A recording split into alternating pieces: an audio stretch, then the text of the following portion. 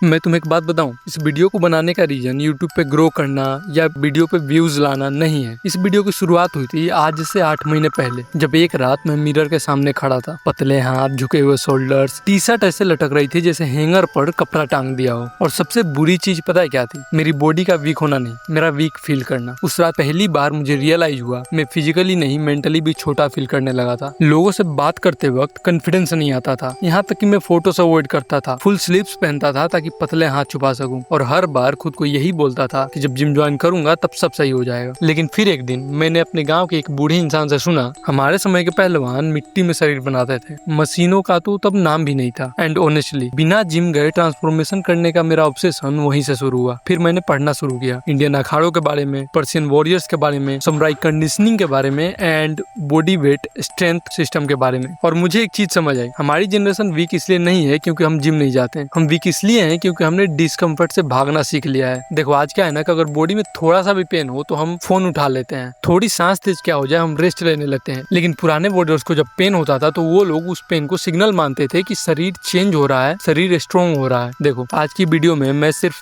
Exercises नहीं बताऊंगा, मैं तुम्हें वो एग्जैक्ट सिस्टम दूंगा जिसने मेरी बॉडी ही नहीं मेरी सेल्फ रिस्पेक्ट बदलनी शुरू की। और अगर तुम इस वीडियो को एंड तक देख गए तो शायद आज के बाद तुम खुद को वीक देखना बंद कर दोगे। जब मैंने शुरुआत की तो ऑनेस्टली मुझे कुछ नहीं पता था। मैं सोचता था जितना ज्यादा वर्कआउट करूंगा बॉडी उतनी जल्दी बनेगी, और यहाँ तक कि मुझे ये लगता था कि प्रोटीन पाउडर मैंडेटरी है, और ये भी कि अगर जिम नहीं जाऊंगा तो ट्रांसफॉर्मेशन नहीं होगा। और यही रीजन है कि लाखों लोग कभी शुरू ही नहीं करते। फिर मैंने एक चीज नोटिस की, अखाड़ों के wrestlers, Persian workouts, military conditioning, इन सब में एक चीज कॉमन थी, रेजिस्टेंस, बस रेजिस्टेंस। और पता है एक रिसर्च पढ़ते वक्त मेरे दिमाग में लिटरली झटका लगा। उसमें लिखा था कि मसल को फर्क नहीं पड़ता कि रेजिस्टेंस कहाँ से आ रहा है, डंबल से, मशीन से, या तुम्हारे बॉडी वेट से, उन्हें सिर्फ चैलेंज चाहिए। और वहीं मुझे रियलाइज हुआ कि प्रॉब्लम जिम की नहीं थी, प्रॉब्लम मेरी कंसिस्टेंसी की थी। पता है जब मैंने एक्सरसाइज शुरू की पहले दिन मैंने 7 पुशअप्स की, सिर्फ 7, और 7वें पुशअप पर मेरा हाथ लिटरली कांप रहा था। ऑनेस्टली बहुत एम्बेरेसिंग था क्योंकि मेरे साथ और भी 2 लोग एक्सरसाइज कर रहे थे। लेकिन उसी दिन मैंने डिसाइड किया कि अब मुझे वीक नहीं रहना है, अब मुझे स्ट्रॉन्ग बनना है। अब देखो दिक्कत ये था कि मैंने डिसाइड तो कर लिया कि मुझे स्ट्रॉन्ग बनना है, लेकिन फिर एक सवाल आया, मेरे पास ना तो वेट्स हैं ना डंबल्स हैं, तो मसल ग्रो कैसे होगी? और यहीं पे मेरी पूरी फिटनेस अंडरस्टैंडिंग बदल गई। देखो मैं पहले सोचता था ना कि जिम में हेवी वेट उठाना ही मसल बिल्डिंग है, लेकिन फिर मैंने पुराने इंडियन रेसलर्स पर रिसर्च की और मुझे पता चला वो लोग दंड और बैठक की संख्या धीरे धीरे बढ़ाते थे और यही उनका रेजिस्टेंस होता था। यानी कि अगर आज 50 पुशअप किया तो कल 80 करेंगे, फिर परसों 100, और यही होता था प्रोग्रेसिव ओवरलोड। फिर मैंने खुद पर एक्सपेरिमेंट किया, पहले नॉर्मल पुशअप, फिर स्लो पुशअप, और भाई लिटरली जब मैंने स्लो पुशअप ट्राई करा ना, same exercise suddenly 10x harder लगने लगी। और यही मुझे समुराई ट्रेनिंग सिस्टम याद आई। समुराई वॉरियर्स ना तलवार को स्लो मोशन में प्रैक्टिस करते थे, पता है क्यों? क्योंकि स्लो कंट्रोल मसल्स को ज्यादा स्ट्रेस देता है, and stress is equal to adaptation. और जिस दिन मैंने स्लो मोशन में एक्सरसाइज की थी ना, उस दिन पहली बार वर्कआउट के बाद मेरी चेस्ट जेन्युइनली सोर हुई, और मैं मिरर के सामने खड़ा होकर बस यही सोच रहा था, हाँ शायद बॉडी चेंज हो सकती है, और शायद तुम्हारे साथ भी यही होने वाला है। लेकिन उसके लिए अब शुरू करनी होगी पहली वॉरियर एक्सरसाइज, पुशअप, जिसने मुझे बदलना शुरू किया। देखो मैंने शुरुआत पुशअप से की थी क्योंकि ऑनेस्टली ये सबसे एक्सेसिबल एक्सरसाइज थी। इसमें ना तो इक्विपमेंट चाहिए, ना ही इसमें तुम कोई बहाना बना सकते हो, इसमें चाहिए बस फ्लोर और तुम। लेकिन पुशअप करते वक्त मुझे एक चीज समझ आई, ये सिर्फ चेस्ट एक्सरसाइज नहीं है, ये ईगो टेस्ट है। पहले दिन मेरे लिए 10 पुशअप करना भी मुश्किल था, हाथ कांप रहे थे, पसीने छूट रहे थे, लेकिन हर पुशअप के साथ मेरे अंदर एक अजीब कॉन्फिडेंस बिल्ड होने लगा। और फिर मैंने अखाड़ों के बारे में पढ़ा, और पता है ग्रेट गामा रिपोर्टेडली रोज हजारों दंड और बैठक करते थे, और मैं यही सोच रहा था कि वो लोग हजारों करते थे और यहाँ मेरा 10 में हालत खराब हो रहा है। अब देखो मैं तुम्हें पुशअप का करेक्ट फॉर्म समझाता हूँ। तुम्हारे हैंड्स शोल्डर के विड्थ पे होने चाहिए, बॉडी पूरा स्ट्रेट। अब नीचे जाओ धीरे, ऐसे जैसे जमीन को सिर्फ पुश नहीं डिस्ट्रॉय करना हो। अब देखो अगर तुमसे नॉर्मल पुशअप नहीं होता तो तुम्हें बिगिनर वर्जन ट्राई करना है, और बिगिनर वर्जन में आता है वॉल पुशअप, तो तुम्हें वॉल पुशअप से स्टार्ट करना है। और जब वॉल पुशअप होने लगे then you have to switch to intermediate, यानी कि नॉर्मल पुशअप। नॉर्मल पुशअप के 3 सेट लगाने तुम्हें, और हर सेट में 10 से 15 रेप्स होंगे। और जब तुम 3 सेट के 10 से 15 रेप्स लगाने लगो देन आता है एडवांस्ड वर्जन, डिक्लाइन पुशअप। तुम्हारे फीट चेयर पे होंगे और तब तुम्हें पुशअप करना है, और इसके भी तुम्हें 3 सेट करने हैं, और हर सेट में 15 रेप्स होंगे। और जब तुम ये कर लोगे ना तब तुम्हारे शोल्डर्स और अपर चेस्ट में फायर फील होगी। देखो जब मैंने एक्सरसाइज शुरू किया था ना, लगभग 2 हफ्तों बाद मैंने मिरर में पहली बार चेस्ट लाइन नोटिस की। चेंज तो बहुत स्मॉल था लेकिन मेरे लिए ह्यूज था, क्योंकि पहली बार मुझे लगा कि मैं बदल सकता हूँ। और देखो कभी कभी ट्रांसफॉर्मेशन मसल से पहले आइडेंटिटी में शुरू होती है। और अब तुम्हारे लिए एक चैलेंज है, अगले 3 दिनों में तुम्हें 100 पुशअप्स करने हैं। अब तुम चाहिए 100 पुशअप जितने सेट्स में करो, लेकिन इसे कंप्लीट करो। करो और कंप्लीट होने के बाद कमेंट करना पुशअप्स डन। देखो पुशअप का तो हो गया, लेकिन फिर मुझे एक हार्श ट्रूथ समझ आया कि अगर लेग्स वीक हैं तो पूरा शरीर वीक लगता है। और वहीं से शुरू हुई मेरी सबसे पेनफुल एक्सरसाइज, स्क्वाट्स, जिस एक्सरसाइज ने मेरा ईगो तोड़ा। मैं तुम्हें सच बताऊं, पहले मुझे लेग्स ट्रेन करना बिल्कुल पसंद नहीं था। मैं सोचता था कि भाई चेस्ट और आर्म्स तो दिखता है, लेकिन लेग्स कौन देखता है। और शायद यही सोच आज बहुत लोगों की है। लेकिन फिर एक दिन मैंने पुराने भारतीय पहलवानों की ट्रेनिंग फुटेज देखी, मिट्टी में बेयर फुट बैठकों की एंडलेस सीरीज, 200, 500, 1000, और उनके लेग्स पेड़ के तने जैसे थे। तब मुझे रियलाइज हुआ पुराने वॉरियर्स एस्थेटिक्स के लिए ट्रेन नहीं करते थे, वो लोग फाउंडेशन बिल्ड करते थे। पहली बार जब मैंने प्रॉपर्ली स्क्वाट्स की ना, 20 रेप्स के बाद लेग्स लिटरली जल रही थी, हार्ट रेट ऊपर था, सांस सेवी थी, एंड ऑनेस्टली मुझे लगा अपर बॉडी स्ट्रॉन्ग होने का कोई मतलब नहीं अगर लेग्स इतने वीक हैं। अब देखो इसके पीछे का साइंस समझो। स्क्वाट्स सिर्फ लेग्स नहीं ट्रेन करती, ये एक्टिवेट करती है quads, glutes, hamstrings and core. और क्योंकि लोअर बॉडी इतनी बड़ी मसल ग्रुप है, ये पूरे शरीर को अडेप्ट करने पर मजबूर करती है। और देखो जब मैंने स्क्वाट शुरू की ना, तब उसके लगभग 10 दिन बाद मैंने एक चीज नोटिस की, मेरा चलने का तरीका बदलने लगा, मेरा पोस्चर स्ट्रॉन्गर फील होने लगा और सीढ़ियों पर चढ़ते वक्त फैटिग कम हो गया।